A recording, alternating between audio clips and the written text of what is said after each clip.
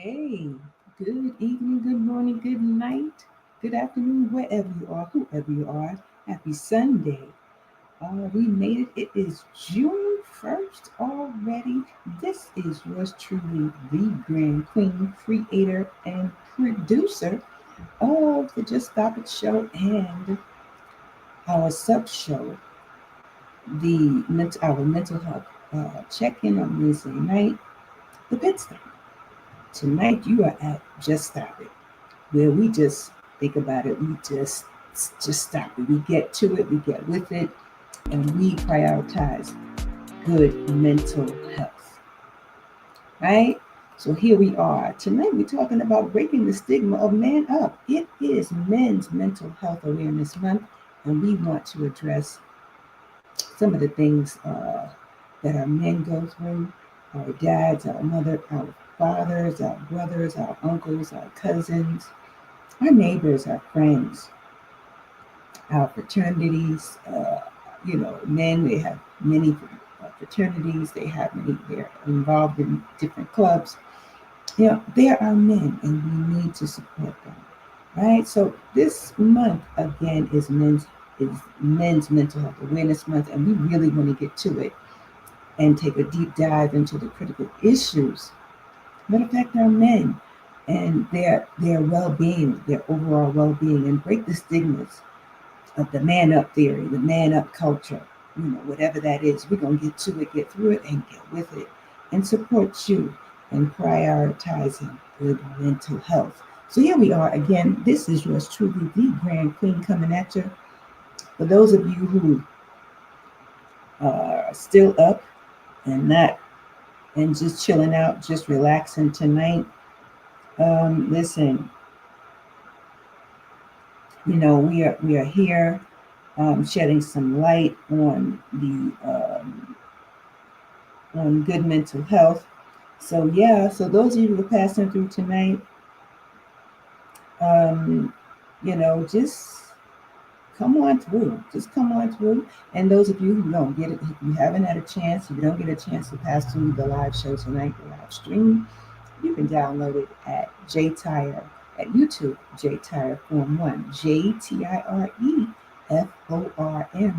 number 1 at JTire Form 1 and YouTube. Again, you can go to YouTube at just us, right?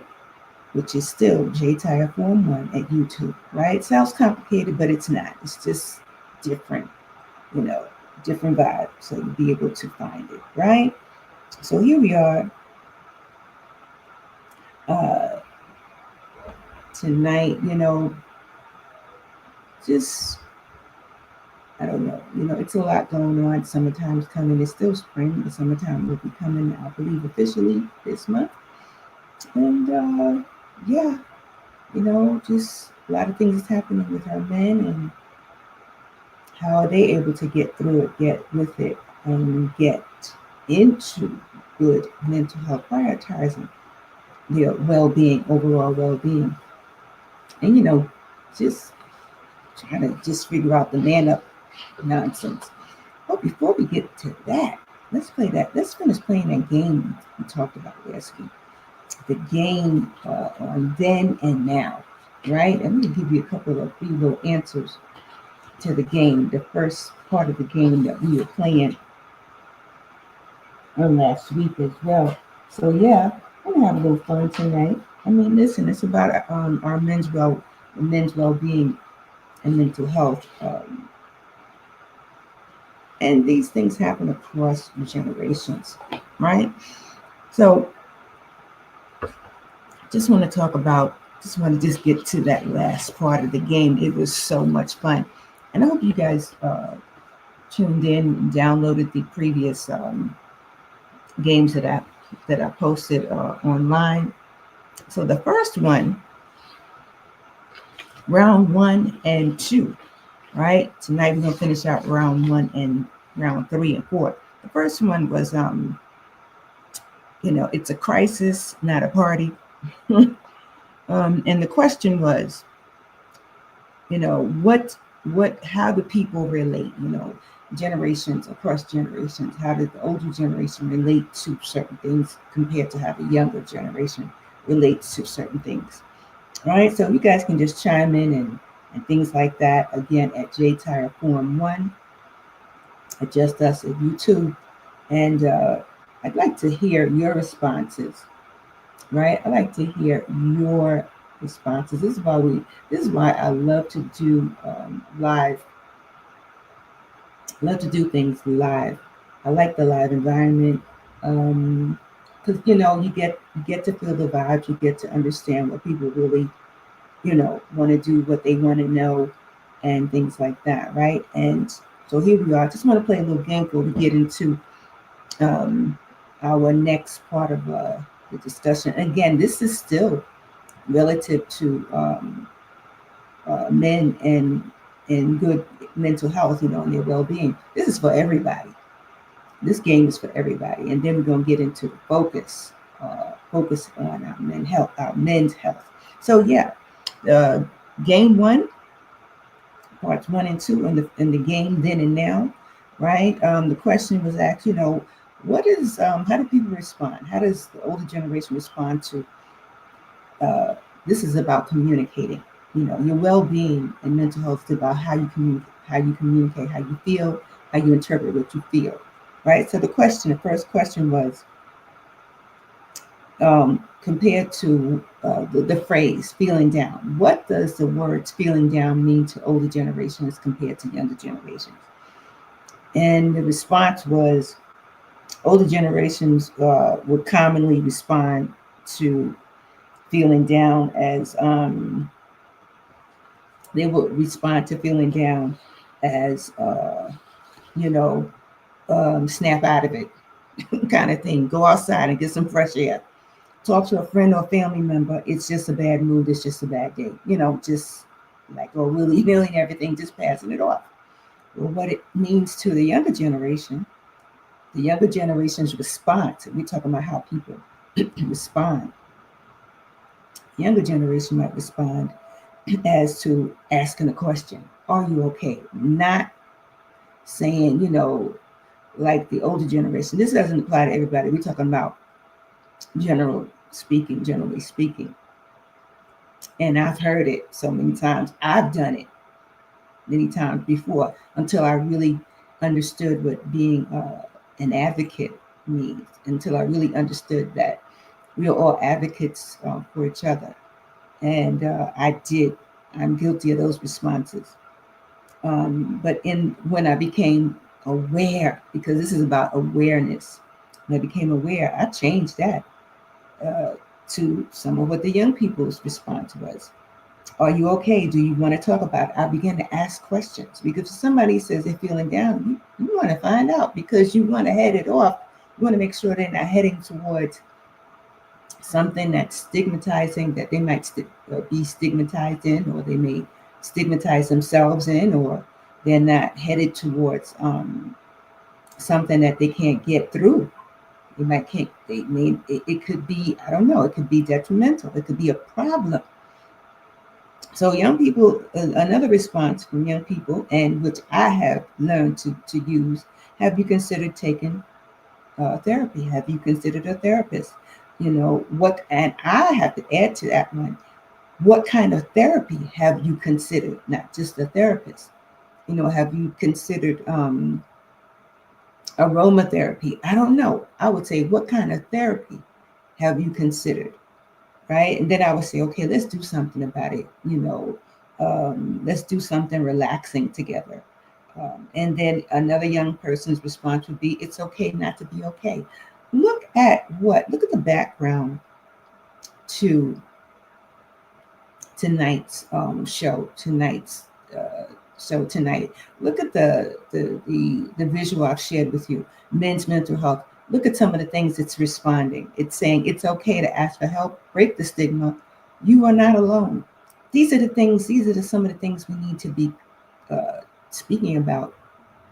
We need to be pouring into one another's spirit, right? Asking questions, not taking it for granted that, yeah, okay, you're not okay, but moving forward, moving on. It's not, no, that's a no-no.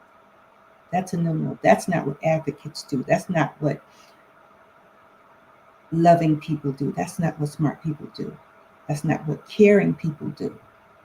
Right? So this is why tonight we're digging deep and playing a little game at the same time. You know, games help you to really find the answer sometimes.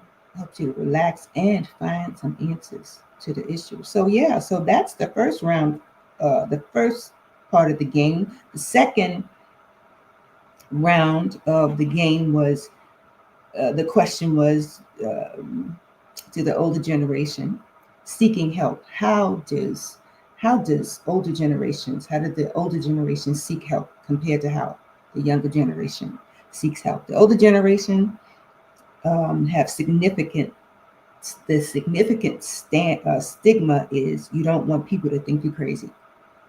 That's the older generation's thought process on it. It doesn't go for everybody. It's general, so it's okay if you guys just get all hot under the collar and you message me another sort or you respond. It's okay. I want to hear your response. Good, bad, ugly, and nasty. I want to hear your responses. So please go to J Tire, go to Just Us at YouTube at J Tire Form 1 and leave your response. Right? Subscribe, leave your response. We want to hear from you.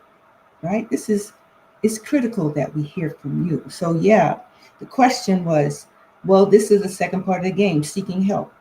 Most older generations response would be you don't want people to think you're crazy. Another thought would be uh, their mindset would be seen as a sign of weakness or personal defect or personal failure. Keep it within the family. And sometimes when it's kept within the family, and the family, particularly if the family doesn't know how to handle it or they're not asking any questions, problemo. Also, limited awareness of professional mental health services. That's like the going for most older generations, for the older generation. Reliance on clergy or family doctors for vague advice. Not enough clergy have enough mental health and or well-being support, let alone uh, sources and resources. Not enough clergy, not enough churches. This is not an eyesore or an attack against the churches, but we're talking about a collective, becoming a collective to combat uh, poor mental health, to combat inaccessible mental health services, to combat it, to help bring awareness to legislature about it. Not enough. There's not enough accountability, and there's not enough collaborations among clergy. Do the stats, people. Don't take my word for it. Do the stats, family. Don't ever take my word or anybody's word for it. Do your due process. And this is how the collective happens. This is how the movement happens and becomes strong. This is how the focus on good mental health and well-being becomes stronger, and it continues. It continues, right? So here it is too many times our older generation again, vague advice or not enough advice or not following up on that advice. That part. This is the younger generation's response. They're more normalized, though stigma still exists for some. Seeking help, it's normal for them to seek help. However, stigmas still exist. They still experience the thoughts that seeking help is a sign of weakness or failure. They too experience the thoughts of keeping it within the family or not saying anything to the family at all. I have seen that. I have observed that. I've seen that. Not saying anything at all. However, younger generations are more aware of therapy, counseling, and psychiatry. They're more aware of online resources and apps for mental well-being. They're more aware of they want open conversations about mental health and well-being. They also are open to more mental health. They also they open conversations about mental health struggles among their peers. There's also an increased advocacy for mental health support. That part. So change is good. Change is good, family. Now the third round of this game, then and now. Remember, it's then and now. People change, things change, society changes. The eras, from era to era, from era, should I say, every decade changes. Time changes from minute to minute, hour to hour. Technically, we really live in the moment. So here's the third part of the game: trauma. And I shared a story on trauma with you on last week. The older generation, they are less open to discuss trauma, shell shock, which is like, I don't know, it's an old uh, idea, shell shock, but I say trauma. They're less likely to even talk about trauma. Um, their emphasis is on resilience, such as getting over it. Like, get over it. Don't cry. And here it is: man up. Man up. Be a big girl about it. Put on your big girl dress about it. That part. The younger generation. Oh, one more thing. The older generation might be seen as something private and not to be dealt with at all. Just leave it, sweep it under the rug, and just let the rug get bumpy. Just let things get bumpy and pile up. Younger generation, their response to trauma is more widespread. It's more uh, understanding such things as PTSD, depression, suicide, those types of things, complex trauma, and the impact on how the trauma happens, when it happened, and why. They're more apt to talk about it. It's more widespread among them and their peers. There's an increased focus on trauma, also more open discussions on personal trauma, as well as personal trauma in certain circles and certain and particular crisis. So the availability of specific therapies, they're also apt to find out if there is specific therapy. And they're also apt to find out if there are different support groups for trauma survivors. Now, the fourth round, the last round to this game, the older generation is self-care. What do you say about self-care? What does the older generation say about self-care compared to what the younger generation says about self-care? The older generation might be seen self-care might be seen as a luxury or indulgence, because self-care has so many different components to it, from your head to, from head to toe. And older generations, for those who, it depends on the income and things like that. I can't even say that, because there's so many things that you can do to take care of yourself. Self-care, products to help your skin, to help you feel better about yourself, and physical therapy or exercise, things that has to do with self-care. Again, it might be seen as a luxury or indulgence to some older generations. I gotta look into that one. I really gotta. I need to think more in depth about that one. The older generation, they do focus on what's practical. They also focus on practical things, such as getting enough sleep, enough rest, eating properly, uh, and things like that. Right. Also, now the younger generation. Now remember, this is round 4. The younger generation, um, they're more so in terms of yeah, like let's party, or let's go out, and do something.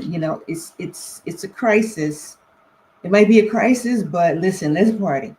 They're more in terms of getting themselves in the right headspace. They want to be in the right headspace, and this is why I mentioned, therapy of any kind, therapy of many kinds, right?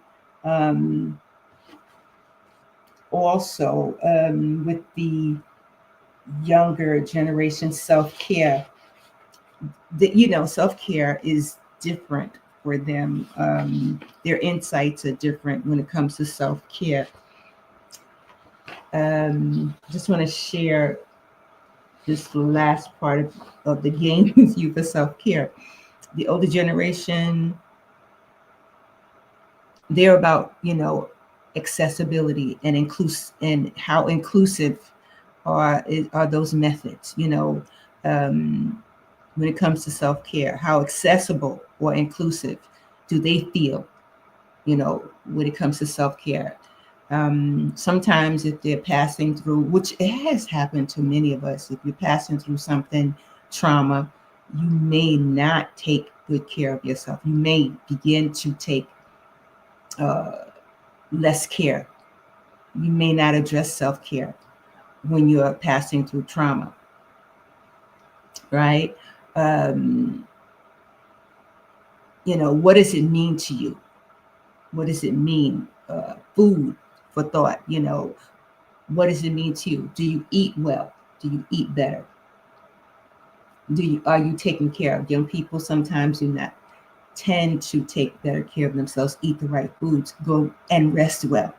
It's like the opposite of seniors or older people, the older generation, because young people, they believe, listen, we're young and we don't have to go to bed at a certain, we don't need to go to bed. You don't have to go to bed at a certain time, but they believe you don't need to go to bed at a certain time, and you just hang out and do, triple shifts at work, and you don't need to rest. That's not true. That's not a good fit for self-care. Being able to wash your clothes, being able to take good care of yourself, your hair from head to toe, eat the right foods, get the complete amount of rest is equally important, right? So this doesn't go for all young people. We're talking about the general thought. This is a game, family. It's so many answers to this game. It's bananas, right? So here, I just wanted to share some. So that is actually, remember, this came from the last week's thing at last week's, the week before last at the pit stop. It's a crisis, not a party. You know, things happen. We're talking about how do we deal with the way that we think? How do we understand the moment? The goal is not to say that one generation is easier or harder. How do we respond? How do we communicate our thoughts? And now we're kicking off June as Mental Health Awareness Month for our men. We're all from different generations, right? And however, it's about how to relate to our well-being, how to prioritize it, and shift make it shift, make our mental health resources have shifted, but make our mindset shift so we can do more, so we can have more accessible resources. It's very critical. It's critical. Legislature, then we're going to talk about legislature, how they play games, how they play games with mental health, because things are budgeted into each state. The funding is budgeted per state differently. You understand? So we just need to get an idea. I guess some people's like, Grand Queen, why do I need to understand legislature and mental health and well-being? Because it's a part of our daily lives. It is a part of our daily lives, and we really need to know. Now, I'm just going to share some stuff with you for New York State. Every state is different. Every country is different, right? However, you want to be aware of how we want to talk about legislative accountability. So once you know how things are funded, once you know, become aware and demand legislative accountability for better mental health funding, then you can explore actionable insights. Then you can explore more insights. You can also listen to personal stories and experts and get a better perspective on how to empower yourself and how to empower our men for the month of June, not just the month of June, but ongoing. Because men and women, we all live together. It's not even about gender. This is not about gender, so don't get it twisted, family. This is about equality. This is about equity. This is about fairness and justice. This is not about gender. This is about fairness and justice. This is about you, me, he, she, they, we, us. Just us. Right? So here we go. Men, you know that thing, I used to hear it a lot growing up in the culture. Man up. You know, I've heard it across cultures. 2-year-old baby, 3-year-old child, 10-year-old child, 15-year-old.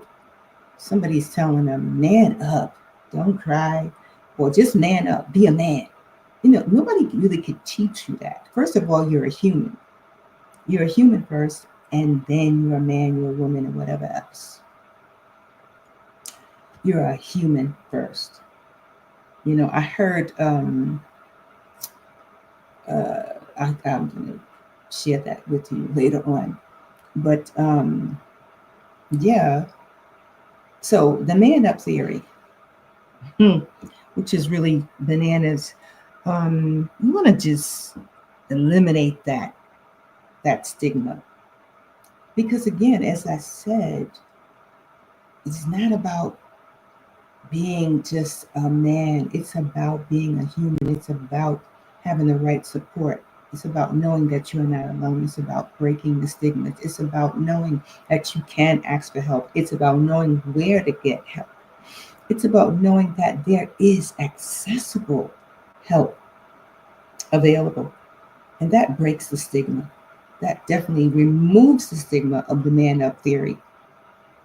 And once you understand what happens, you understand and make legislature accountable in your state, in your country, then you can do better and be better.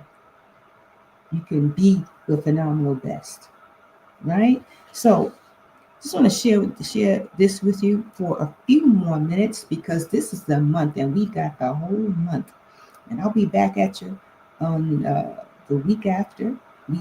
I want to be with you bi-weekly. If I need to be with you every Sunday, let's see what could happen. But so far, bi-weekly Sundays will be my little visit with you guys, right? So again, go to JTire Forum 1, subscribe and like JTI, because that's just stop it, and share some legislative accountability tips with JTI tonight. Share some things on how to break the stigma. Share some things on how to ask for help in your state, in your county, in your city. When it all comes together, it becomes a collective. We are a collective, and this is how we roll. This is what we do as humans. We are a collective. We form a pattern like the spider. We form a pattern of support. Together is better, although we're apart. Right? So we're going to be exploring insights, actionable insights, again, personal stories. Should men stay silent? I'm asking the question, should they stay silent? Nah, my answer is no. My parents used to say no, right? Just, we got to unpack those stigmas, unpack them, get rid of them, right? Unpack those stigmas and get rid of those stigmas. They are not for you. They are not for you at all. Right? So here we are. Just want to share this little bit with you tonight on the man up theory and unpacking those stigmas and just how to make sure you understand how to start. That's one thing about the Just Stop It show. We'll get you going. We'll help you to get started. And we'll help you to continue with the right resources. But we need you to help us to help you. All right.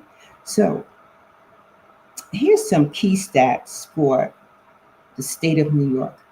All right. Now, there's the accessibility in rural areas is bananas. It's just beyond me. There's more accessibility and support in the city, in New York City. This is why so many people love New York City compared to, and people just love New York State. They love New York State. However, there are some key issues, again, on legislative accountability.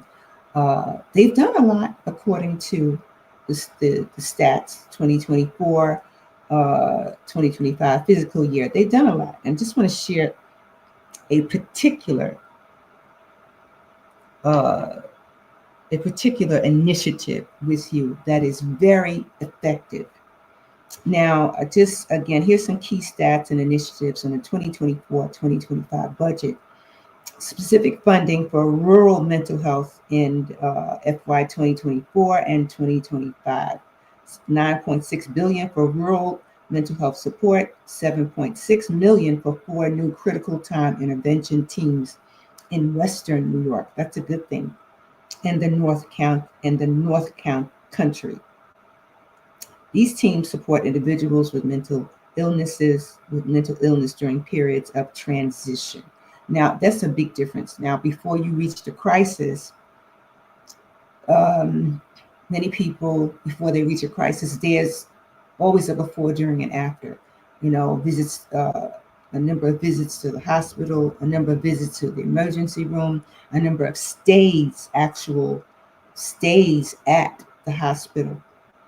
Could be a number of visits to homeless shelters. It's all attached. It's all integrated. In other words, it's the critical stage. That's a part of a crisis, and that's where these teams, these intervention teams, come in. That's where the funding comes in to support these teams to help people to get through it, get with it. Also, 2 million to the Farmers Program, providing peer-driven, culturally responsive services in 44 rural counties. This is what Governor Hochul has done. Now, I want to bring awareness to. I'm just going to skip some stuff, but there's an emphasis I want to address on the expansion of services called the ACT team. Right? The ACT, something called the ACT, the importance of the ACT team, because it's an outpatient service. When you're in the hospital, the services are different. And it depends on the hospital. Again, the services are different. Those are inpatient services. But a person who has passed through so many different aspects or parts of a crisis, a mental health crisis, and they've had a number of mental health breaks, and of the sort, and they may be at risk. They are at risk, and of the sort. Their families are at risk. The ACT team helps to remove those variables. The ACT team helps to remove the person from becoming at risk to his or herself, from becoming at risk to the community, from becoming at risk to the family. There's a whole setup with the ACT team, and the ACT acronym means assertive community treatment. They are important for city and rural areas. They're very important because they intercede for the person. They help the person. They don't take over the person's life, but they help the person to transition into becoming a new person, into becoming a more responsible person to themselves, with the family and the community. They help them to get on track. They don't help them to go back, to their old way of thinking. They help them to create a new mindset. In other words, they help them to, it's like a mind shift. It's a mind shift. So for those of you who believe that you can share. If you have experienced being a part of the ACT team or being a counselor within the ACT team, or which is assertive community treatment team, go to Just Stop It MS. That's JUST. Just Stop It. I'm not even gonna spell it. You can figure it out. Just Stop It MS.com and share your experience. We need to hear your stories and need to hear your stories. Share your experience there because people need that kind of support. The ACT team or the assertive community treatment team is one of the most important parts of a person's life. That is whoever he or she is that is transitioning. I mean, a good team, an effective one. The ones that I have observed, they are effective. The ones in New York City, uh, it depends. The ones in the Bronx that I observed with my family member, they were the best, and they helped one of my family members. They helped my one of my family members get on track and stay on track, and they're still helping because they help the person to take their meds. They help to formulate a plan, and the formula changes as the person acclimates to it, and they are monitored, and they teach the person how to monitor themselves, and they go to the person's home and they help the person again to get on track and stay on track. And again, they help with the meds. They have nurse practitioners and doctors, and I mean, it's so many different components to the assertive community treatment team. And if you have a good and effective ACT team, then your loved one is going to be fine. Your loved one is going to be fine. And that man up theory will definitely be removed. He or she will have better mental health because the funding is there. So this is why I share with you legislative accountability. Is that happening in your town? Is that happening in your state? Do you have an ACT team, an effective ACT team in your town? And if not, get in touch with mental health advocates and find out who the ACT team is. If you need family members, if you need that for your family members, get in touch with. If you need it for you, for yourself, get in touch with it. Get in touch with your local community leaders. Local community leaders, they are part of legislative. They're the ones who help make the decisions, and they know about the funding, and they should know where where the ACT teams are in your town. They should understand where those sources are, right? And let me emphasize again the outpatient service. For 2024 in New York State, they supported the expansion of outpatient mental health services, right? So they have funded 42 new ACT treatment teams, which is again assertive community treatment teams. They have again in that budget, should I say, included 42 new assertive community treatment teams and 8 new safe option support teams. I think in New York City, there's like Safe Haven, something called Safe Haven, which is attached to like a men's dorm for men. This is for men. I'm sharing this with you. This is for men because you have the women's shelter and you have the men's shelter. And technically, it should not even be called a shelter because that is a stigma too. We want to remove all stigmas and not call it a shelter, call it a residence. It is called a men's residence, a women's residence, or children's residence. Take that word shelter off because we want people to get healed. We need people to be healed wholesomely, right? So get rid of the word shelter, use the word residence because words matter. And that helps to remove the stigmas, the labels, because there's labels. Nobody needs to be labeled while they are passing through such critical times. And we're talking about now, we're addressing our men and good mental health. Positive. We want the positive vibe. And we want to kill that man up culture. So just take all those labels off, right? Detach from that. So again, residents. So again, what is a part of outpatient services is men's men's residents, women's residents, and again, children's residents for as a part of outpatient services.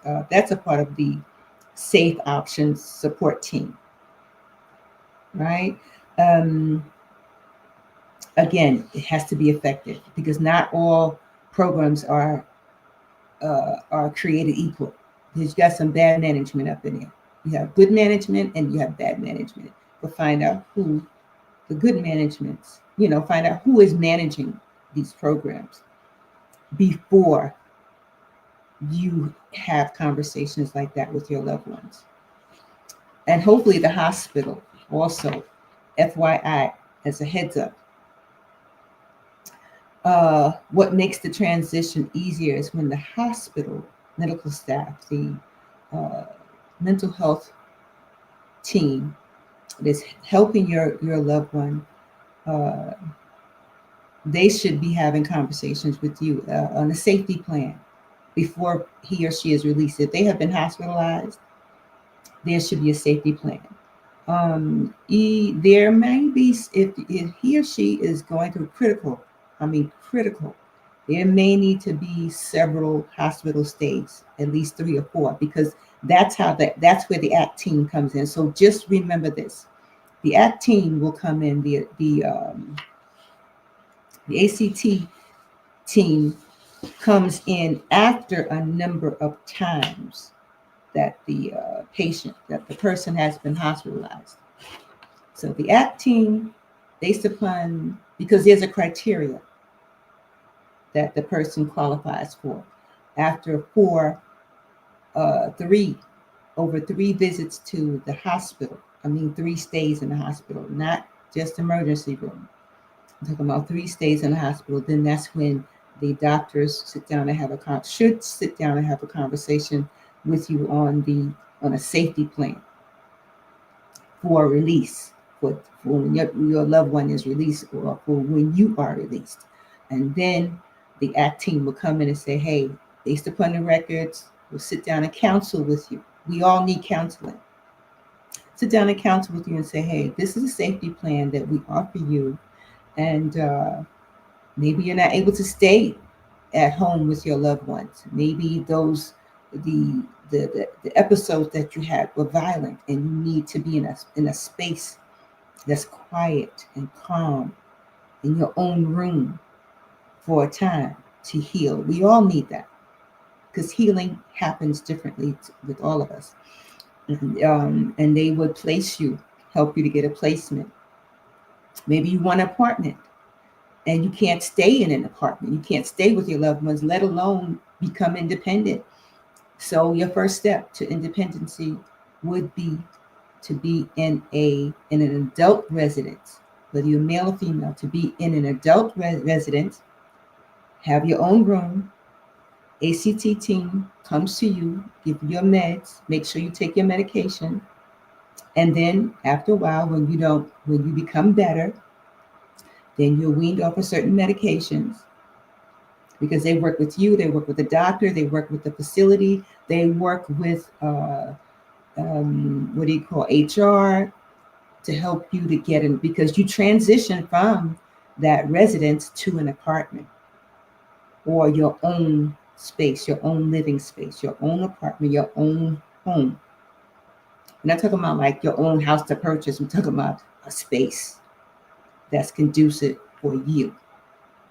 So this is one of the things that is a helpful resource, very effective resource when transitioning through severe mental health. Right? So this is when you're in a crisis. Things happen, not to say you're going to reach a crisis, but this is good for those in the event. You got to know what to do before a crisis, and stuff happens. Sometimes it's in the moment, and a lot of things will happen even during a crisis. It will happen in the moment, and that's okay. At least with the ACT team, at least having this understanding, having this knowledge, having this resource, you'll know that hope is always alive. I heard, who was it? Reverend Dr. Jesse Jackson said, keep hope alive. How do we recognize hope? Hope always comes with a sign. It comes with resources and sources of help in the event that you may need it. So this is what this is what Just Stop It does. You know, to get to it, get with it, get through it in the event, right? So that's my time for tonight, and I'll be back with you on Wednesday night at the pit stop, and we're gonna keep this show rolling. We're gonna keep this game rolling. This game of good mental health. And listen, men, don't believe the okey doke. Don't believe the hype of man up. Take that label off of you. You are a human first, right? And then you are a man at the same time. Nobody can teach you how to be a man except you. But we are here for you, right? So let's keep digging deep into the issues that affect our men and their well-being. And share, please share at JTire Forum 1. Like and subscribe, and don't hesitate to share some resources. Share your experience. Share some peer support for our men. Share some peer support across generations. Young men, older men, it doesn't matter. Men of color, it doesn't matter what your origin is. It doesn't matter what your culture is. Share with us. We need each other. You understand? We may be apart, but together is better. It is the pattern that we weave together, right? So let's go, and we'll be back with you again. Don't hesitate. Come back with us on Wednesday night at the pit stop, where it's a smooth vibe. It is a laid back vibe, and we'll be playing more games with you. It's summertime. Ready to play, ready to stay, right? For those of you who are on vacation, listen, stay good. Keep making mental health a priority. Have fun, have safe fun. Be safe and be sound. Much love, joy, and peace.